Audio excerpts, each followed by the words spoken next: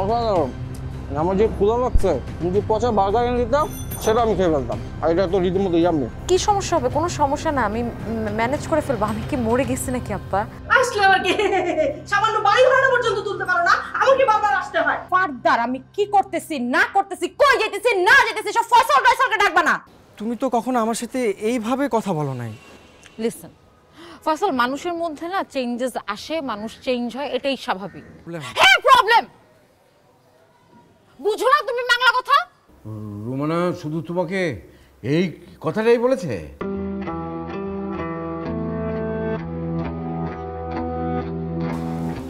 আরে Rumana, welcome welcome. বসো বসো বসো বসো বসো বসো বসো। আমি জানতাম যে তুমি আসবে আসবে, আসতে হবেই তোমাকে। খুব ভালো খুব ভালো। আমার কিছু টাকা দরকার। খুব ভালো খুব ভালো খুব ভালো, আই অ্যাপ্রিসিয়েট। আরে এরকম স্ট্রেট ফরওয়ার্ড না হলে চলে নাকি? জীবনে উন্নতি করতে হলে স্ট্রেট ফরওয়ার্ডনেসের দরকার আছে। আমি নিজেও খুব স্ট্রেট ফরওয়ার্ড, সেই জন্যেই তোমাকে আমার এত পছন্দ। আর মনের মধ্যে যে কথাটা আসবে সেটা কি পেটের মধ্যে চেপে রাখলে হয় নাকি কোনো? হ্যাঁ, যা হওয়ার তা তো হয়েই গেছে, এখন চেপে রেখি বা কি করবো?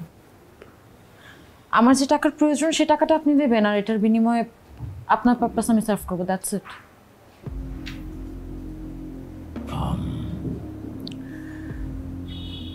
শিওর? মানে মানে তুমি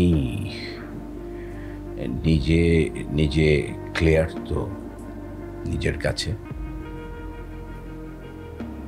আমি তো সব কিছু জেনে বুঝে তারপরেই নরকে পা দিয়েছি।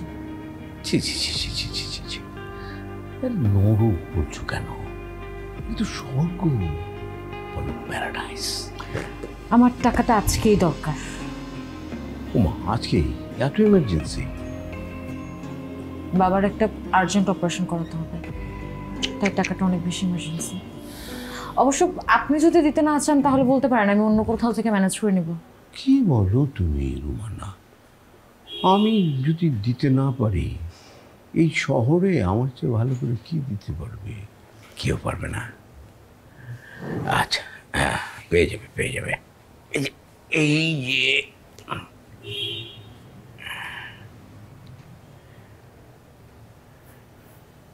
এই ছবিগুলো একটু দেখো।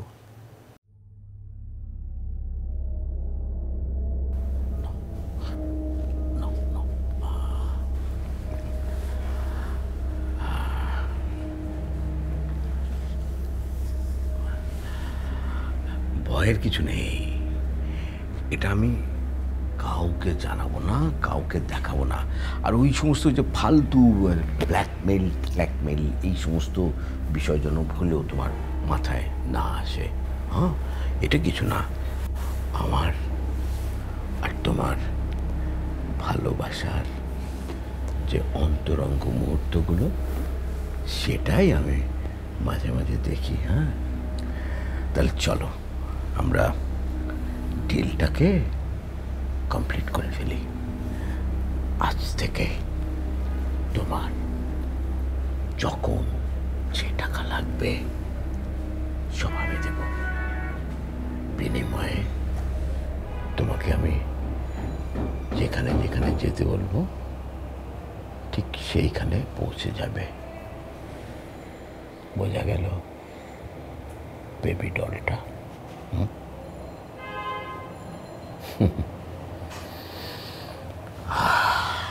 বসো, টাকা নিয়ে আসছি।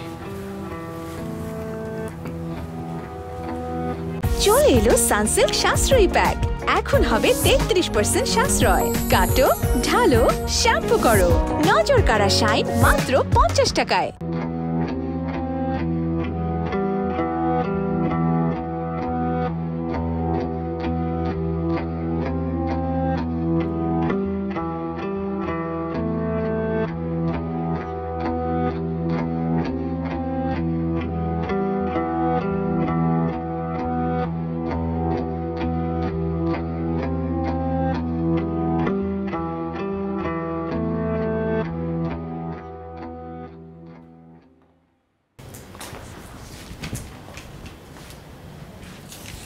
আফরিন,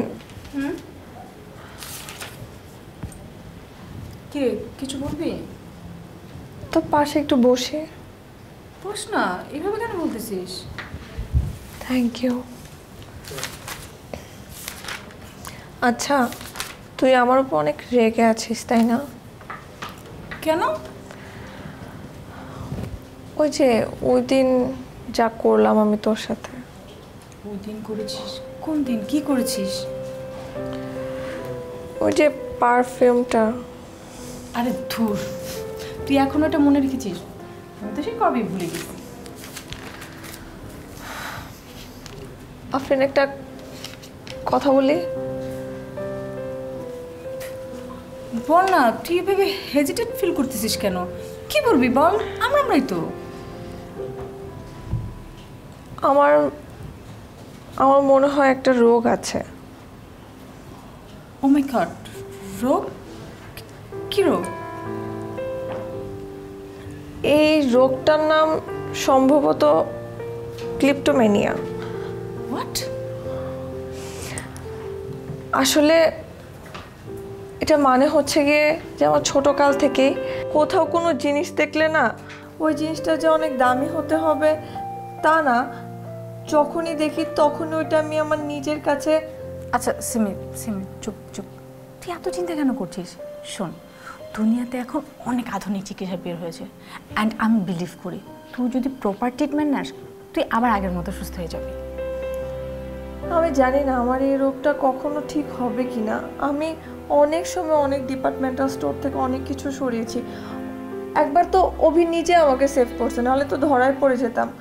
আর ওই দিন তোর ওই পারফিউমটা আমি।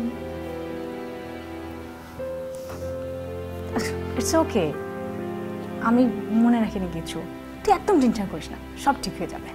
সরি রে। It's okay. আচ্ছা শোন, তুই কি বাড়ি যাবি? যাবো একটু পরে। তাহলে যা, ফ্রেশ হয়ে রেডি হয়ে নে, আমাকে না অ্যাসাইনমেন্টটা আজকে জমা দিতে হবে। বাই।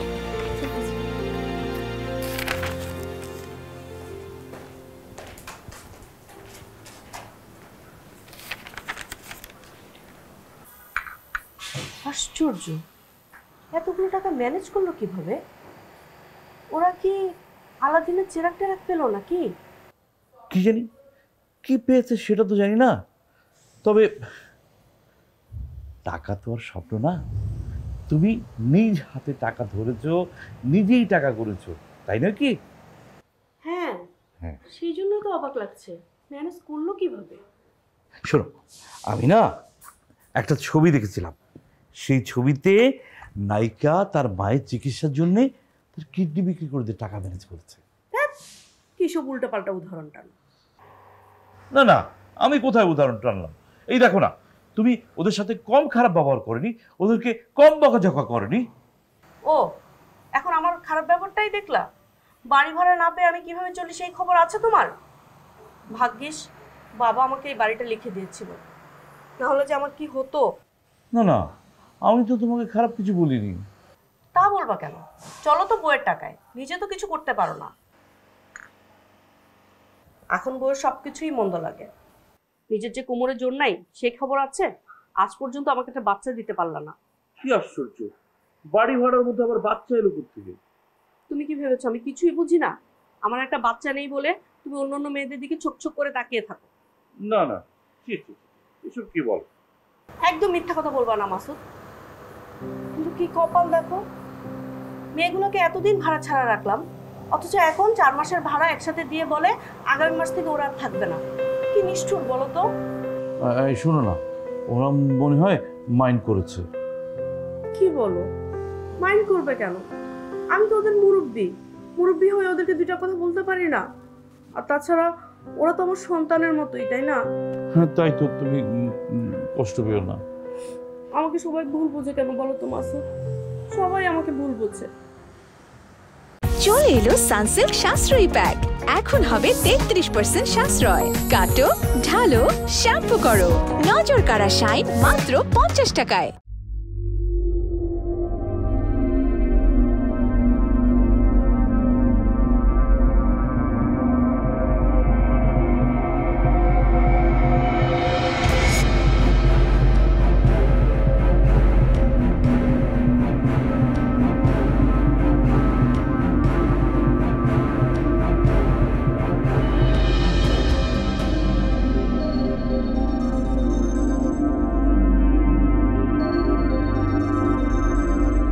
মিস্টার পারভেজ, আমি আপনাকে খুশি করতে পেরেছি? হ্যাঁ,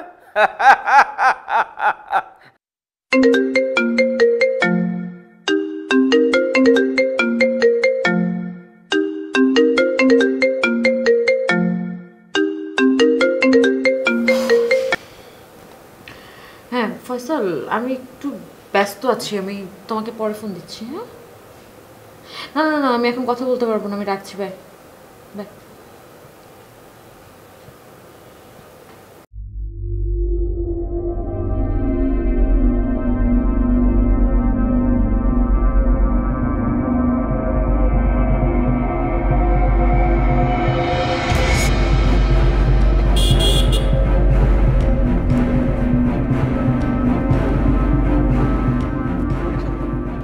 এগুলো কি হচ্ছে ফয়সাল? আমার কাজ আছে, আমাকে যেতে দাও। তোমার যতই কাজ থাকুক আমার সঙ্গে তোমার কথা বলতে হবে। মানে কি? আমি তোমাকে বারবার বলছি যে আমার ইম্পর্টেন্ট কাজ আছে, তা না আমার এখানে বসে থেকে তোমার কথা শুনতে হবে কেন? দেখো, তুমি আমাকে ভুল বুঝতেছো, আমি সেটা মিন করি নাই। দেখো ফয়সাল, তুমি অনেক ভালো একটা ছেলে, তোমার ফিউচার অনেক ব্রাইট। বেটার হয় তুমি আমার সাথে আর কোনো ধরনের কন্ট্যাক্ট না রাখো। দেখো, আমি কন্ট্যাক্ট রাখি না রাখি সেটা আমার একান্ত ব্যক্তিগত ব্যাপার। তুমি কি কাজ করছো বলো তো? ফয়সাল, কোনো কাজই না ছোট না, কিন্তু অবৈধ কিছু ছাড়া এত দ্রুত এত টাকা ইনকাম করা সম্ভব না। ফয়সাল তুমি অনেক আগে থেকেই জানতে যে আমার অনেক টাকার প্রয়োজন। আর শুধু তাই না, একটা মানুষের বাঁচার জন্য, একটা মানুষ কেন, আমি কেন, তোমার আমার আমাদের সবার টাকার প্রয়োজন ফয়সাল। দেখো রোমানা, তোমার টাকার প্রয়োজন সেটা আমি নিজেও জানি, কিন্তু এত অল্প সময়ে এত টাকা। এই তুমি যে এত কথা বলতেছো, তুমি আসলে কি ফয়সাল? তুমি জাস্ট আমার কাজিন, তুমি আমার বয়ফ্রেন্ডও না যে তোমাকে আমার এত কৈফিয়ত দিতে হবে। দেখো রোমানা, তুমি কিন্তু আমাকে কষ্ট দিয়ে কথা বলছো। তুমি অনেক বদলে গেছো রোমানা।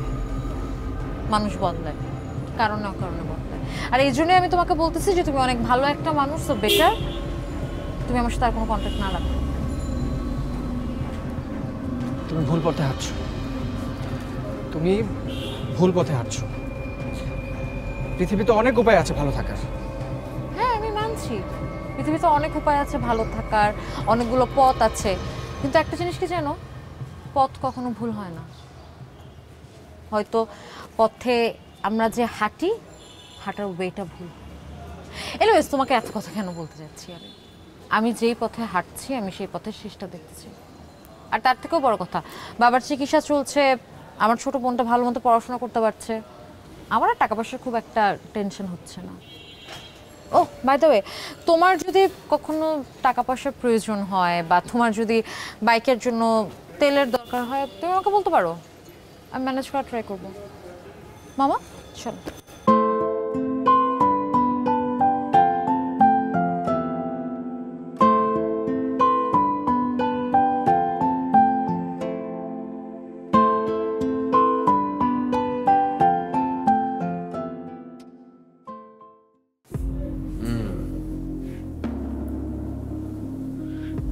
আমি ব্যাপারটা এরকমই অনুমান করেছিলাম। ও তোমার কাছে একসময় বাধা দিতে পারে। এখন তো এটাই করছি। আমি তো বললামই যে আমি এরকমই অনুমান করেছিলাম, কিন্তু আমার সাথে কাজ করে তুমি কিরকম বেনিফিটেড হচ্ছ এটা তো তোমার সাথে ভালো কেউ জানে না, তাই না? আপনি এত টেনশন করবেন না, আমি এত সহজে আপনার কাজ ছাড়ছি। That's the spirit. গুড। হ্যাঁ, এই ডিসিশনটা তুমি খুব ভালো নিয়েছো। আচ্ছা, ও মানে কোনো একটা জাতের ছেলে, হ্যাঁ, মানে কি করে না করে, ওকে দিয়ে সমাজের কোনো কাজ হবে তুমি বলো? সারা দিন একটা মোটর বাইক নিয়ে ঘুরে বেড়াচ্ছে, কোনো কাজ নেই, কর্ম নেই, হ্যাঁ, মোটরসাইকেলের তেল কেনার মতো টাকা পর্যন্ত থাকে না। অনেক সময় ওর মা দেয়, অনেক সময় আমার কাছ থেকে নেয়। ও মনে হয় রিসেন্টলি আপনার কাছে এসেছিল কোনো কাজের পারপাসে, রাইট? আরে সেটা তো তোমার চাপে এসেছে। ওকে দিয়ে কোনো কাজ হবে? তুমি বলো। হ্যাঁ, ও তো একটা অলস ছেলে, ওর মধ্যে কোনো দায়িত্ববোধ আছে, কোনো কর্তব্য জ্ঞান আছে? আমি কি ওকে কাজ দিয়ে পরে ফেসে যাব নাকি? ওর পক্ষে কোনো কাজই করা সম্ভব না। এনিওয়ে, ওই রাস্কেলের কথা বাদ দাও, আমরা পরবর্তী ডিলটা নিয়ে একটু কথা বলি তোমার সঙ্গে। হ্যাঁ, এই ডিলটা অত্যন্ত গুরুত্বপূর্ণ। আমার এন্টি পার্টির খুব নজর পড়েছে ডিলটার উপরে, যাতে আমি কাজটা না পাই।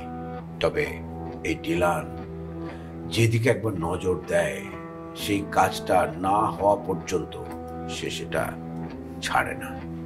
ডোন্ট ওয়ারি, আমি একবার যেখানে ইন করি সেখানে অন্য কেউ আসতে পারে। তোমার এই কনফিডেন্সটা আমার খুব ভালো লাগে। আমি জানি যে তুমি যেখানে যাবে সে কাজটা হয়ে যাবে, এটা নিয়ে আমাকে চিন্তা করতে হবে না। তারপরও দিস ডিল অত্যন্ত কঠিন একটা বিষয়। হ্যাঁ, আর এটা তুমি যদি সাকসেসফুলি সেট করতে পারো, তাহলে আমি তোমাকে 20 লাখ টাকা দেবো। ডিল? ডিল। চলে এলো সানসিল্ক সাশ্রয়ী প্যাক। এখন হবে 33% সাশ্রয়। কাটো, ঢালো, শ্যাম্পু করো, নজর কাড়া শাইন মাত্র 50 টাকায়।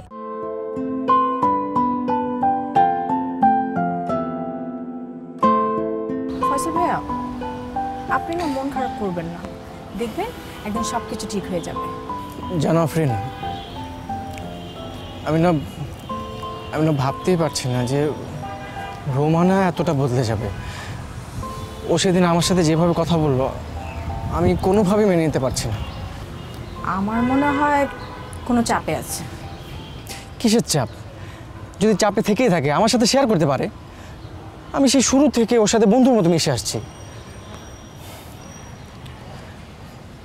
হ্যাঁ, আমি জানি যে ও আমাকে প্রেমিক মনে করে না, কিন্তু আপনি তাকে... হ্যাঁ আফরিন, আমি রোমানাকে আমার পার্ট অফ লাইফ মনে করি। আর সেই কারণে ভুল সিদ্ধান্ত আমাকে ঘাবড়ে দেয়, আমাকে ভয় পাইয়ে দেয়। আমার কাছে মনে হয় যে ওর যদি কিছু হয়ে যায় আমি বাঁচবো না আফরিন। আপনি একদম চিন্তা করবেন না, আমরা আশা করব এরকমটা যাতে না হয়। আশা করি কে জীবন চলে? আশা তো সবাই করে, তুমি করো না? কি ভাবছো? না, কিছু না। দেখো আফরিন, আমি আপাতত অন্য কিছু চিন্তা করছি না। আমার শুধু একটাই চিন্তা যে রোমানা এত অল্প সময়ে এত টাকা কিভাবে কামাচ্ছে, আর টাকাগুলো ওকে দিচ্ছেই বাকি। আমি একটা কথা বলবো, আমিও না ইদানিং দেখেছি আপু না অনেক হ্যাপি থাকে। আই থিঙ্ক টাকার ফ্লো। তাছাড়া আপনিও তো চাইতেন আপু ভালো থাকুক, হ্যাপি থাকুক। তাই আমি বলি কি, আপু যেভাবে ভালো থাকে আপনার উচিত তাকে ওভাবেই থাকতে দেয়া।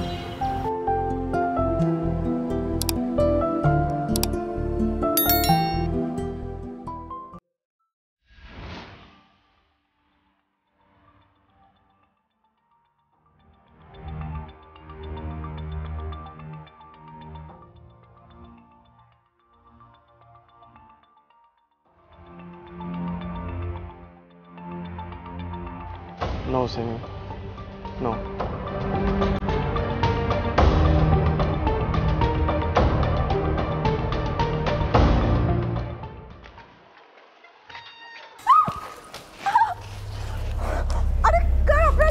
চুপ, একদম চুপ।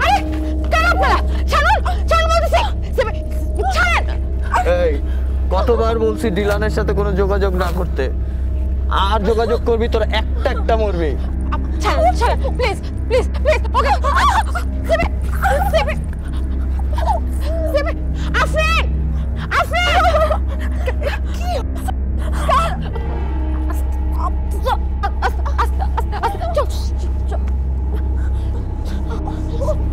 আফরিন, আজকে তো শুধুমাত্র আপনার মেস ম্যাটের গলায় সামান্য একটা চুরির আঁচড় লেগেছে, এটাই ফাইনাল যে আমি আর আপনার কাজ করবো। তাহলে তো আমাকেও একটা ফাইনাল ডিসিশন নিতে হয় ডার্লিং। আমি নিজে লোভী হয়ে কিরকম একটা মৃত্যুর ফাঁদে পা দিয়েছিলাম বলো। ঢাকা শহরে একজনের ইনকামে সুখে শান্তিতে টিকে থাকাটা খুবই মুশকিল। যদি ইনকামটা দুজনের হয় তাহলে কিন্তু মাশাআল্লাহ।